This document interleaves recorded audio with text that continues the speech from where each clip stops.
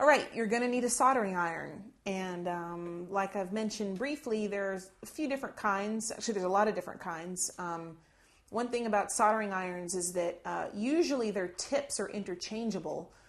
This is kind of a cheap one that, there's a Phillips head here, and I can take that tip out and change it if it gets kind of old or cruddy. And you probably don't need to change the tip of a soldering iron too often.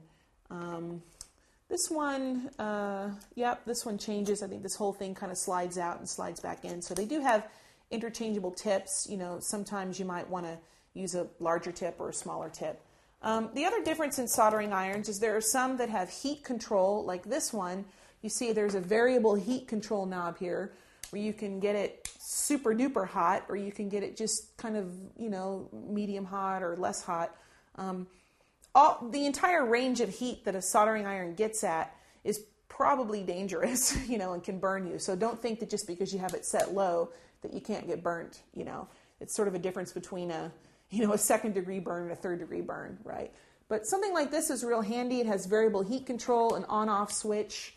The base kind of has the iron holder right in it.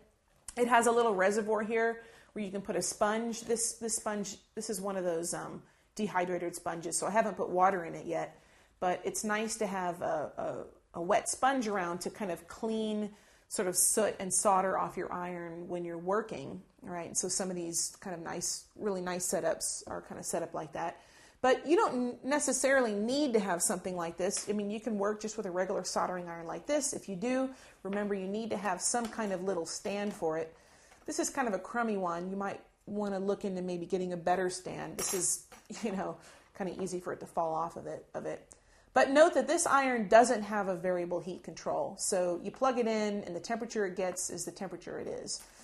And then last but not least, just remember kind of the safety issues with soldering irons. I mean, they're very hot, very quickly. They can burn you instantly. They can burn your friend instantly when you're going, hey man, check out what I just made. And then you kind of, don't think about, where your iron is and you burn their eye out or something. And obviously you use the stand to kind of keep it from burning your table and just kind of keep it safe. But yeah, soldering irons, you need one, but there's different options out there. But as long as it, is a soldering iron that's made for electronics, and they almost all are, then you'll be in pretty good shape.